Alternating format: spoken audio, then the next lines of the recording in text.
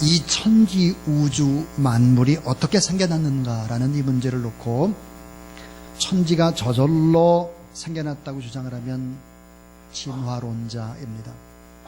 그러나 하나님이 만드셨다 이렇게 말을 하고 이렇게 생각을 하면 창조론이 되죠.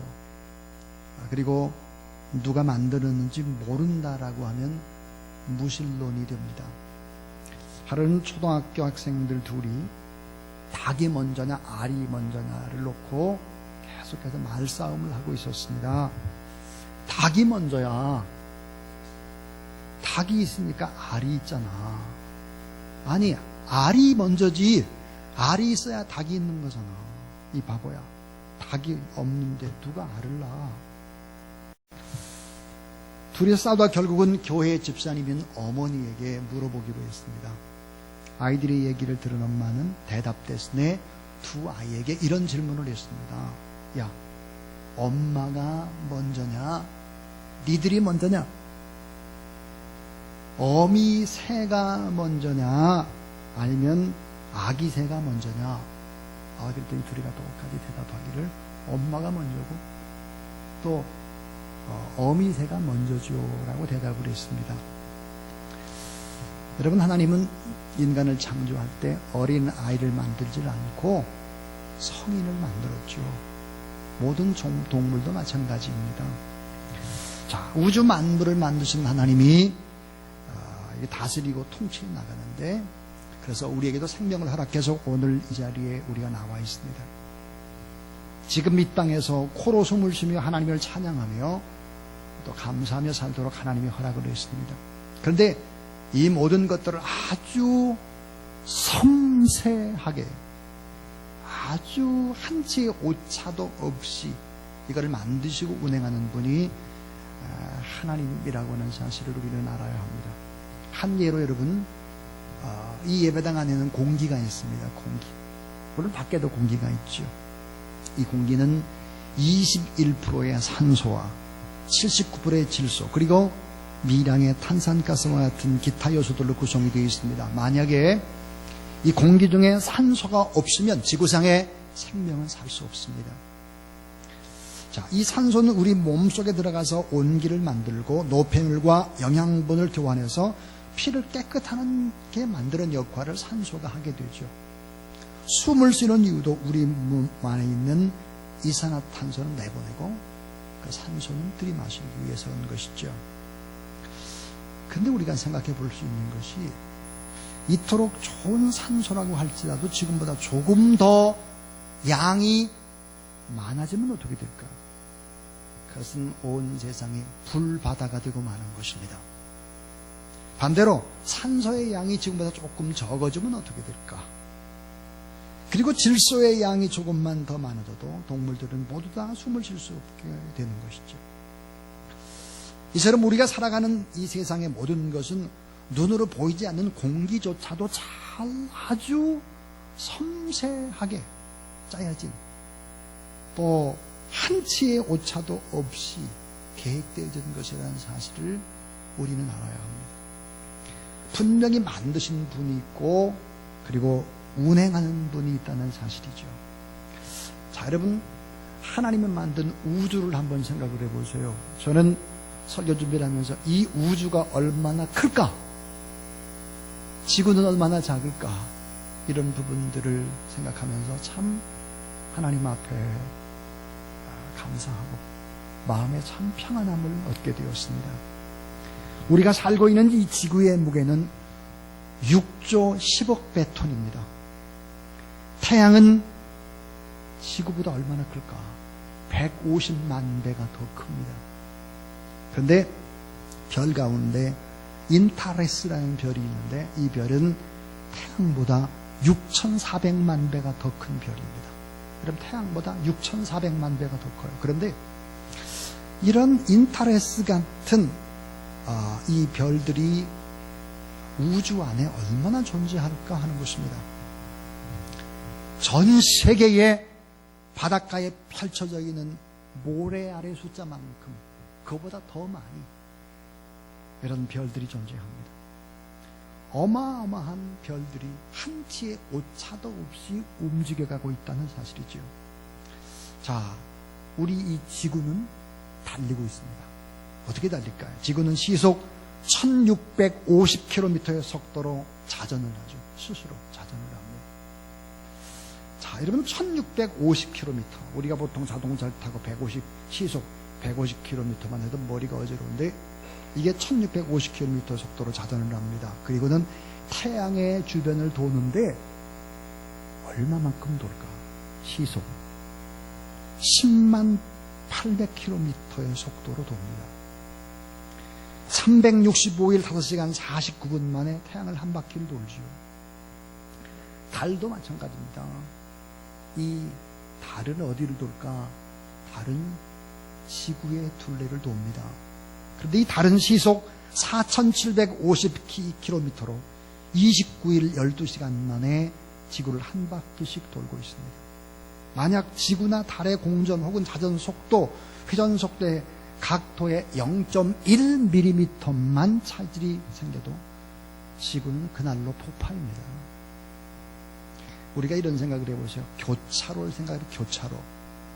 교차로에 신동이 없이 자동차 몇 대만 지나가도 쉽게 사고가 납니다. 그런데 이 어마어마한 우주가 조금의 오차도 없이 이렇게 돌아가고 있다는 사실이죠. 하나님이 없이는 설명이 불가능한 것입니다.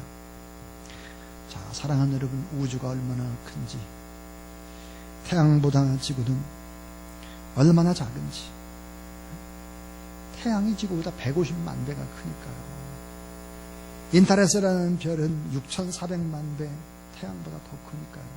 근데 이런 별이 바닷가의 모래알보다 더 많으니까요. 우주 안에. 그 우주가 얼마나 큰 것입니까? 근데 지구는 어떨까요? 지구는 우주에 비하면 작은 티끌과 같습니다. 먼지에 지나지 않습니다. 자, 이 작은 먼지와 같은 지구, 그 지구 안에 너무나 작은 대한민국, 그 안에 서울이나 경기도, 그 안에 작은 아파트나 아니면 조그만 주택, 그 안에 더 작은 내가 살고 있습니다. 자, 그 작고 작은 내가 눈앞에 일어나는 너무나 사소한 문제를 가지고 고민하고 마음 상하고 절망하고 때때로 낙심하죠.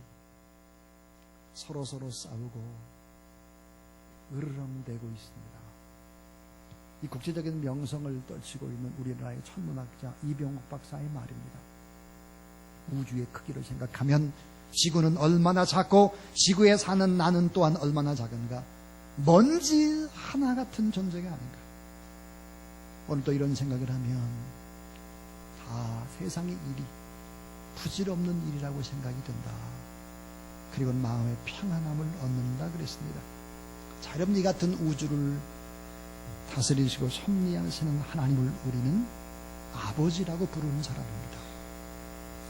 또 우리는 이 하나님 아버지를 내 인생을 주관하는 주인, 주로 부릅니다. 우리는 유한하지만 하나님은 무한하시죠.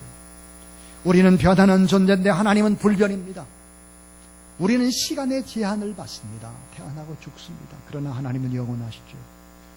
우리는 제한된 능력을 가지고 있습니다. 그러나 하나님의 능력은 무한정입니다. 우리가 믿는 하나님이 누굴까? 그 하나님은 영원성과 불변성과 전능성을 가지고 있습니다. 그래서 성경은 이렇게 말해요. 따라하세요. 하나님은 인생이 아니시니 시건치 아니시고 인자가 아니시니 후회가 없으시도다. 그러면서 이렇게 말씀하세요. 어찌 그 말씀하신 바를 행치 않으시며 하신 말씀을 실행치 않으시려. 하나님은 영원하신데 우리는 영원하지 못해요. 우리는 유한하고 끝이 있습니다. 우리는 모든 걸 다 들을 수도 없고 볼 수도 없어요. 너무 가까우면 못 보고 너무 멀면 못 보고, 너무 속도가 빠르면 어때요? 빠름을 못 느끼고. 이것이 인간입니다. 자, 우리는 탄생과 성장과 쇠퇴와 소멸의 운명을 걸머쥐고 살아가는 연약한 인간이지요. 그런데 하나님이 영원하고 불변과 전능성을 가지고 계십니다. 이분이 우리의 아버지가 되고 이분이 내 인생을 다스리는 주인이라고 하는 사실을 인정하는 사람들에게는 어떤 일들이 일어날까요? 그것은 바로 초월의 능력, 삶의 어려움도 뛰어넘고 또 이해할 수 없는 부분도 끌어안을 수 있는 이런 하나님의 은혜가 우리 안에 임하게 된다는 사실을 믿으시기를 바랍니다. 자, 이런 전능하신 하나님, 무한하신 하나님, 그 하나님뿐만 아니라 아주 가까이 우리와 계신 하나님을 우리는 알아야 합니다. 그래서 오늘 저는 세 가지 하나님에 관한 이야기를 하려고 합니다. 첫 번째입니다. 따라하세요. 사랑의 성품으로 동화시켜 가시는 사랑. 자, 하나님은 사랑의 성품으로 동화시킵니다. 누구를요? 우리들을 점점점 사랑으로 동화시켜 가시는 거예요. 하나님 안에 있는 사랑의 성품은 동화시키는 사랑으로서 사랑 없이 방황하는 존재들을 사랑의 존재로 바꿔간다. 예를 들어서 죄로 인해서 사랑을 잃어버린 인간, 불신앙으로 인해서 사랑을 잃어버렸습니다. 왜곡된 사랑, 잘못된 사랑으로 상처받은 사람들을 하나님이 회복시켜 가신다. 그래서 온전한 사랑이, 하나님의 사랑이 동화되도록. 그래서 로마서에 보니까 폭포수와 같은 사랑을 쏟아 부으셔서 하나님의 선택한 사람들 하나님이 점점점 회복시켜 가신다. 이것이 구원의 목적이다. 이렇게 말씀을 하고 있습니다. 생일날 자주 읽는 시, 당신은 사랑받기 위해 태어났어요 라는 시. 제가 한번 읽어보겠습니다. 당신은 사랑받기 위해 태어났어요. 미역국을 먹으며 예쁘게 장식된 생일 케이크를 자르며 당신은 사랑받기 위해 태어났어요. 그리고 더 소중한 또 한마디, 당신은 사랑받기 위해 태어났어요. 당신이 사랑받는 것만큼 그보다 더 많이 당신은 사랑받기 위해 태어났어요. 당신을 지극히 사랑하는 가족과 친구 그리고 이웃들 중에 당신을 섭섭하게 한 사람들까지 당신은 사랑하기 위해 태어났어요. 당신은 사랑받고 사랑하기 위해 태어났어요. 이 한마디 진정 당신께 드리는 생일의 선물입니다. 여러분, 사랑받기 위해 태어난 너무나 귀한 하나님의 사람인 것을 믿으시기 바랍니다. 또 사랑을 하기 위해 태어났습니다. 여러분이 주변의 사람들을 다 사랑을 하고 또 사랑으로 수많은 영혼들을 위로하고 힘주고 구원해내는 그런 여러분 되길 주의 이름으로 축원합니다. 우리는 흔히 일하기 위해서 태어난 사람처럼 일을 많이 하죠. 일자리를 찾지 못한 불안합니다. 아무 일도 주어지지 않으면 너무 무능력한 사람이라고 생각을 하죠. 아침에 일하면 무슨 일을 할 것인가 점검을 합니다. 어떤 교회는 돈 벌기 위해 태어난 사람처럼 돈, 평생 돈입니다. 하지만 우리가 일하게 태어난 것도 아니고 돈 벌기 위해 태어난 것도 아닙니다. 만약에 일하기 위해 태어났다, 돈 벌기 위해 태어났다, 이건 바로 이단이죠. 성경적인 가르침은 우리가 세 가지를 위해 태어났다, 그렇게 얘기를 합니다. 하나가 뭐냐면 우리는 사랑받기 위해 태어났다. 또 하나, 우리는 받은 사랑을 누리고 즐기기 위해 태어났다. 또 우리는 누린 사랑을 만나는 사람들에게 전달하게 태어났다. 이거를 기독교 교리적으로 용어를 설명하면 다음과 같습니다. 자, 우리는 사랑의 근원이신 하나님을 영화롭게 하고 그분을 영원토록 즐거워하기 위하여 태어났습니다. 웨스트민스터 소요 요리문답 1번이죠.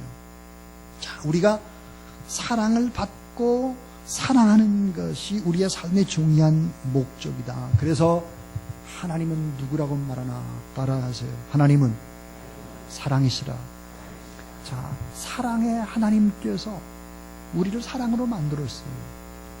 근데 이 사랑이 없거나 사랑이 깨져버렸거나 이렇게 할 때 이 피조물을 회복하고 피조물을 어때요?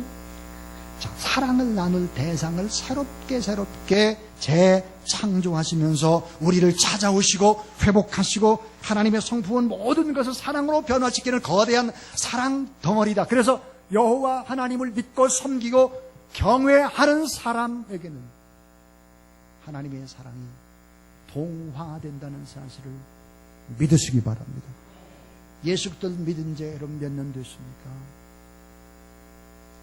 사랑이 얼마나 많은가, 하나님의 사랑이 얼마나 나에게 동화됐는가를 살펴야 합니다.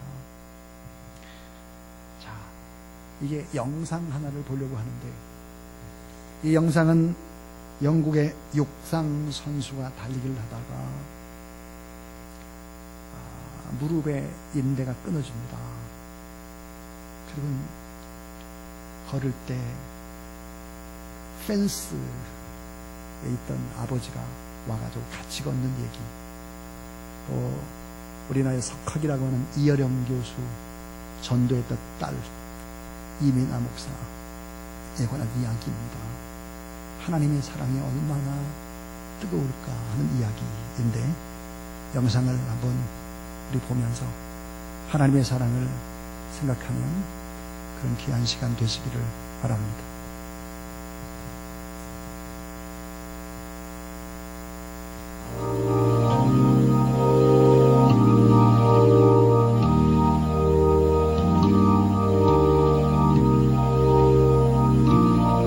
When you try your best but you don't succeed, when you get what you want but not what you need, when you feel so tired but you can't sleep, stuck in rivers,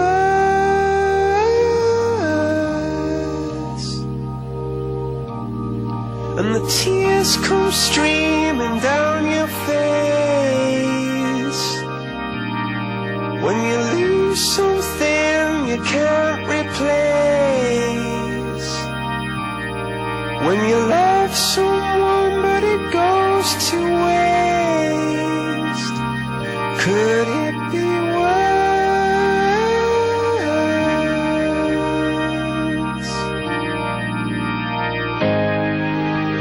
Lights will guide you home and ignite your bones, and I will try to fix you.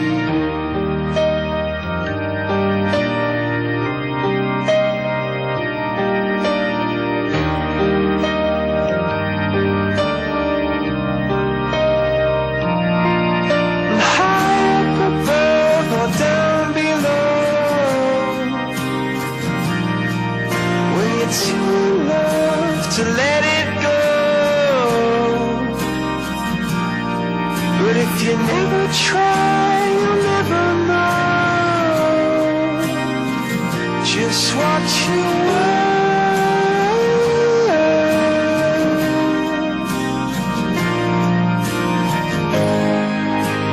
Lights will guide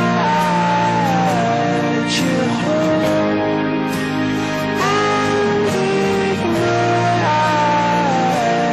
your bones, and I will try to fix you.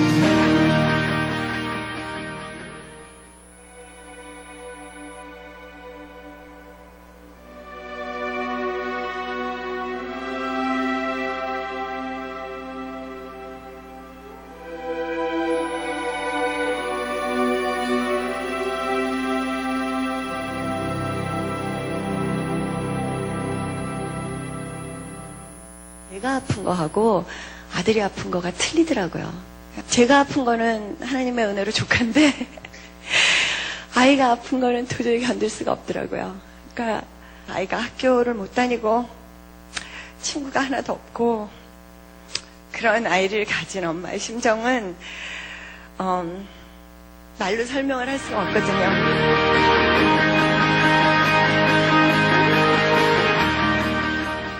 어느 날 예수님이 저에게 주신 말씀이, 그래서 내가 왔다. 내가 볼 수가 없어서 왔다. 그 말씀을 저에게 주셨어요. 예수님 본인이 고통당하시는 거는 얼마든지 견딜 수 있으시지만 예수님 사랑하시는 저나 예수님의 자녀들 고통당하는 거 보실 수가 없으셔서 치유하시려고 오신 예수님을 제가 만났습니다.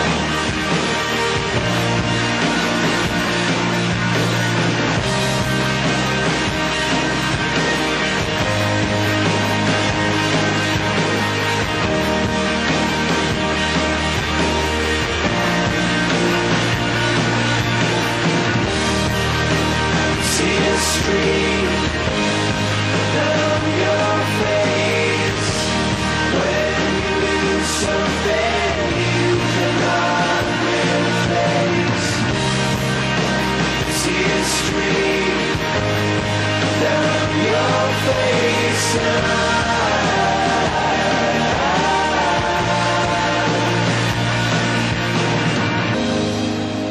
Lights will guide you home and ignite your bones, and I will try to fix you. 하나님은 우리를 사랑의 대상으로 지으셨죠. 왜냐하면 자신이 사랑하시기 때문에 사랑을 나누는 성품을 가지고 계십니다. 그리고 자신과 사랑을 나눌 대상을 창조하셨습니다.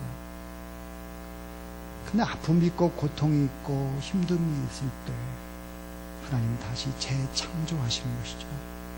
고치시고 회복하시고, 그래서 결국은 사랑의 성품으로 동화시켜 가시는 하나님의 사랑, 이런 하나님의 사랑으로 사람의 사랑이 아닌 하나님의 사랑으로 승리하는 그런 여러분 되길 주의 이름으로 축원합니다. 두 번째는 아름다움으로 동화시켜 가시는 사랑입니다. 아름다움으로 동화시켜 가시는 사랑입니다. 오늘날 많은 사람들이 외모에 대해서 관심이 참 많습니다. 아름다움을 추구하는 현 세태를 비난할 수는 없죠. 근데 사실은 이 아름다움에는 어떤 힘이 작용을 합니다. 힘이 담겨져 있죠. 그래서 아름다움의 대상을 보게 되어지면 잡아당기는 힘이 있습니다. 우리는 이 힘을 매력이라고 부르죠. 매력. 근데 성경은 하나님을 아름다운 분, 매력 있는 분이라고 성경은 이야기를 합니다. 자, 하나님은 스스로 아름다운 분이시고 세계와 인생을 아름답기를 원하시고, 그래서 시편 기자는 자기의 소원, 평생 소원을 이렇게 얘기했습니다. 따라하세요. 나로 내 생전에 하나님의 아름다움을 보게 하소서. 자, 하나님이 아름다운 분인데 그 하나님의 아름다움을 평생 동안 보고 싶다 그랬습니다. 여러분, 하나님의 아름다운 분이라고 하면 피조물인 우리들도 아름답게 만드셨죠. 특별히 외적인 아름다움에 그치지 않고 하나님은 내 존재의 깊은 곳까지 침투하셔서 내 내면 세계를 아름답게 만들어 가시는 분이라는 사실을 믿으시기 바랍니다. 우리는 추한 내면의 존재를 가지고 있습니다. 설교하는 제가 그렇습니다. 제가 악하죠. 변덕스럽습니다. 냄새가 납니다. 더럽습니다. 근데 하나님께서 이러한 우리를 아름답게 만들어 가겠다, 아름답게 동화시켜 가겠다라고 성경은 얘기하고 있습니다. 아름다움의 원천이신 하나님을 우리가 사랑한다면 우리의 속사람이 바뀔 뿐만 아니라 바뀌지 않던 나의 내면의 깊숙한 곳도 하나님의 아름다움으로 갖고 가신다는 사실을 믿으시길 바랍니다. 자, 아름다움의 일시적인 통로인 세상을 사랑할 때 그것은 우상 숭배와 같습니다. 세상을 사랑하게 되어지면 잘못된 일그러진 추한 삶이 되고 마는 것입니다. 하나님의 아름다움을 사모하는 그런 여러분 되길 바랍니다. 여러분의 언어와 여러분의 행동과 여러분의 마음 내면의 깊숙한 곳에 참으로 하나님의 아름다움으로 채워지게 되기를 축복합니다. 이사야 60장 15절은 이렇게 얘기를 하죠. 이제는 내가 너로 영영한 아름다움과 대대의 기쁨이 되게 하리니 나 여호와는 내 구원자 내 구속자 야곱의 전능하신 자인 줄 알리라 그러십니다. 우리로 영영한 아름다움과 대대의 기쁨이 되도록 해주겠다. 그래서 아름다움으로 동화시켜가는 사랑입니다. 자, 이제 설교의 마지막 세 번째입니다. 하나님은 어떤 분이실까요? 그분은 따라서 죄인을 의롭게 만드시는 사람. 자, 이 죄인을 의롭게 만드신다는 거예요. 의롭게. 어떤 학생이 이렇게 말했습니다. 선생님, 요즘 교회 다니는 사람들의 모습을 보면 엉망진창인 사람들이 너무 많습니다. 반면에 교회에 다니지는 않지만 아주 선하고 착하게 봉사하고 섬기며 살아가는 사람들도 많습니다. 그런데 자, 착한 사람인데도 믿음이 없다는 이유로 구원을 받지 못한다면 그것은 하나님이 공평한 하나님이라고 생각하지 않습니다. 저는 그렇게 불공평한 하나님을 믿고 싶지 않습니다. 이렇게 말하는 사람들을 만났습니다. 여러분, 성경은 우리 모두 다 죄인이라고 못을 박습니다. 우리는 선한 행위가 아니라 믿음으로 구원함을 얻게 된다 분명히 말해줍니다. 우리가 하나님 앞에서 의롭게 여김을 받는 것은 우리의 선행 때문이 아니라 믿음 때문이다. 이렇게 얘기를 하죠. 그렇다면 하나님은 공평한 분이실까 하는 거예요. 그럼 만약에 선한 행위 때문에 구원함을 받는다면 그 선한 행위의 그 기준점은 뭘까 하는 거예요. 얼마나 착해야 착한 것일까? 합격과 탈락의 기준점은 뭘까 하는 거예요. 자, 1년에 몇 번 선행을 해야 될까 하는 거죠. 만약에 10번이 선행의 기준이라면 9번 선행을 한 사람, 그리고 한 번 선행을 못한 사람은 억울하죠. 여러분, 세상에 착한 사람, 선행의 기준이 뭘까 하는 거예요. 자, 여러분, 우리가 생각하는 저분 참 착해, 참 마음이 참 따뜻해, 그리고 참 눈물도 많고 다른 사람을 잘 도와, 이렇게 말하는 사람들, 선하다고 여기는 사람들은 대체로 부모를 잘 만난 사람입니다. 그리고 이런 사람들은 좋은 환경에서 자라는 사람들입니다. 좋은 부모, 좋은 환경 속에서 그저 세상에 큰 어떤 때를 묻지 않고 자라나게 되면 선하고 착한 거예요.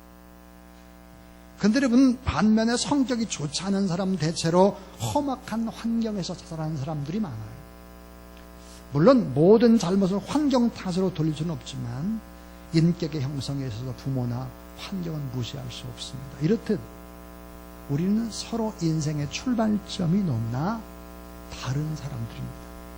서로 다른 출발점을 가진 경우에 선행의 기준으로 구원을 준다고 하면 이것이야말로 더 불공평한 처사일 수밖에 없을 것입니다. 하나님도 우리의 형편을 다 압니다.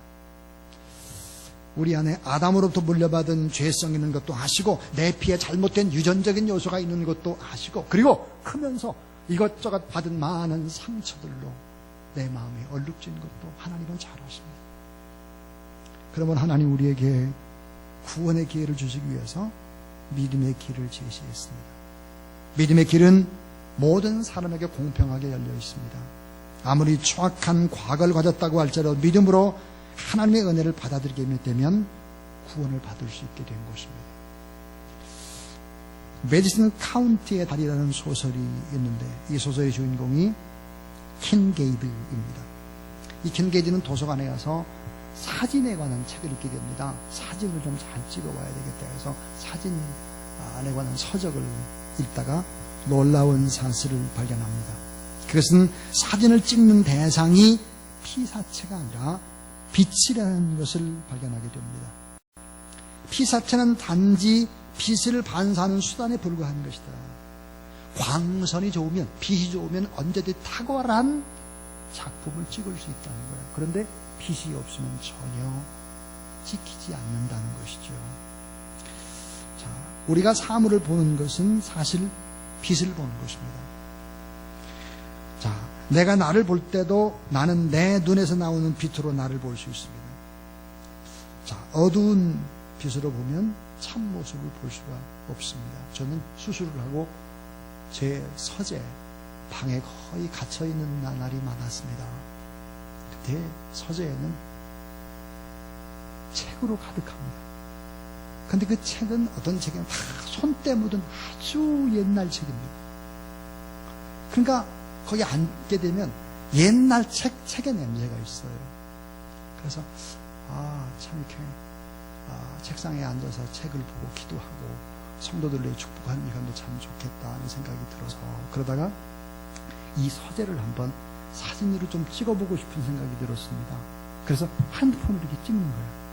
틀림없이 사진이 잘 나올 것 같은데 여러 장을 다 찍어보고 나서 발견한 것이 있습니다.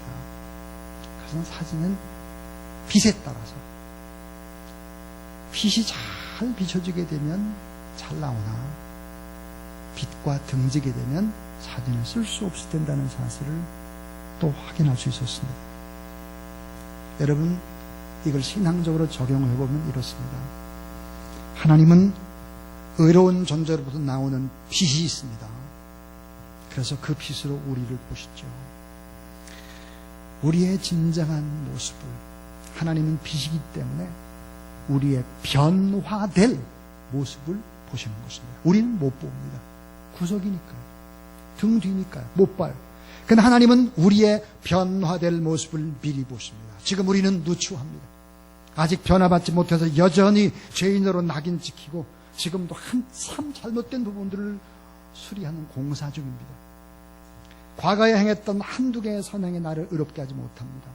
변화될 가능성은 하나님이 보신, 그분은 빛이기 때문이죠. 그래서 인간이 보는 것은 잘못된 부분들이 너무 많아요. 법이라는 잣대, 그 잣대로 보면 잘못된 부분이 너무 많아요. 그런데 하나님은 어때요? 빛이기 때문에 스스로 보이지 않는 부분, 또 변화될 모습을 미리 보시는 것입니다. 자, 여러분, 죄인으로 낙인을 찍히고 버림받는 것은 슬픈 일입니다. 우리는 간혹 부모로부터 버림받은 자녀의 이야기를 듣죠. 어린 시절 가족들로부터 또 이웃들로부터 어려움을 당한 사람들 얘기를 많이 듣습니다. 그런데 성경에 보니까 사실은 성경은 버림받은 사람들의 이야기입니다.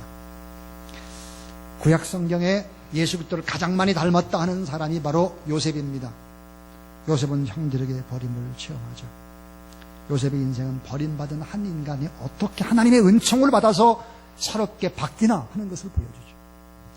다윗의 경우도 마찬가지입니다. 다윗은 특별히 아버지에게 결국은 버림을 받죠.